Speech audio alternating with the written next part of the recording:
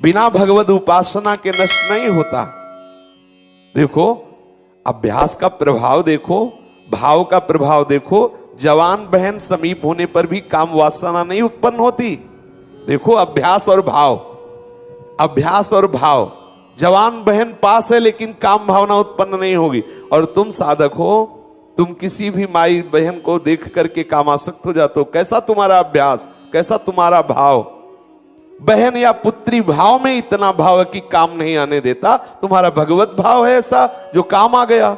भगवत भाव है ऐसा कि तुम वहां काम दृष्टि से देख लिए। निष्ठा नहीं है, निष्ठा बनाओ।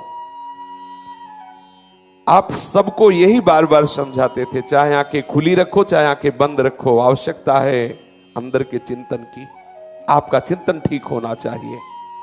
नित्य प्रति आपकी जो दिनचर्या, लौकिक कार्य हो या पारलौकिक कार्य हो, आपका चिंतन ठीक होना चाहिए। विचार का जब तक उदय नहीं होता तब तक विशुद्ध ज्ञान नहीं होता। आपकी आसक्ति इष्ट देव में होनी चाहिए, विषयों में नहीं। सभी प्रकार के साधकों के लिए मैं ये आज्ञा करता हूं कि आसन की स्थिरता ही तुम्हारे चित्त को निसंकल्पता पर पहुंचाएगी। ये बहुत जरूरी, बहुत जरूरी। 24 घंटे में कुछ घंटे आसनों पर बैठने का अभ्यास करो।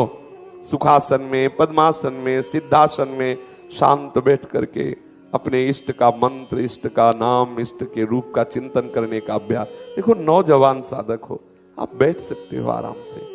शरीर दर्द कर रहा उस समय असंग होइए, उसी समय भावना कीजिए मैं शरीर नहीं हूं, ये दर्द एक भ्रम है, ये मेरे में नहीं है।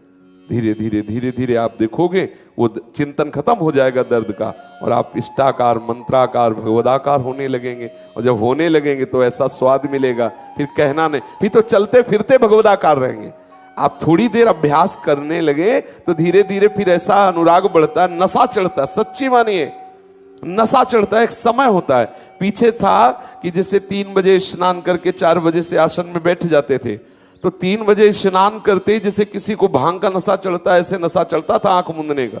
आंखें मूंदने लगी, अपने आप वृत्ति समाहित होने लगी। अगर किसी से बात करना है तो खड़े खड़े चित्त वृत्ति लीन होने लगी। बलिहारी है अभ्यास की, आप अभ्यासरत रहें। पूज्य बाबा कहते कि शरीर में जो भारीपन है